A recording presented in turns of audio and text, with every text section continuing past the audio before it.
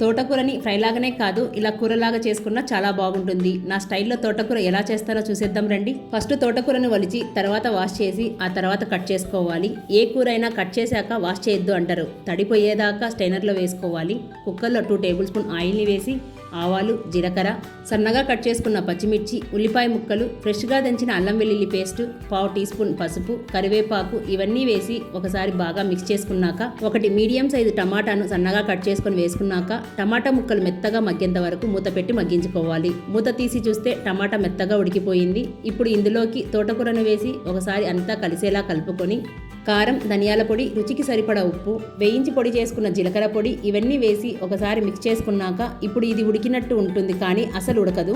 ఈ టైంలో 2-3 టేబుల్ స్పూన్ల వాటర్ని పోసుకోవాలి. మూత పెట్టి మీడియం ఫ్లేమ్లో ఒక విజిల్ వస్తే సరిపోతుంది. విజిల్ పూర్తిగా పోయిన తర్వాత మూత తీసి గరిటెతో ఇలా గట్టిగా రుద్దుతూ మిక్స్ చేసుకోవాలి. స్మూత్గా చాలా అంటే చాలా బాగుంటుంది.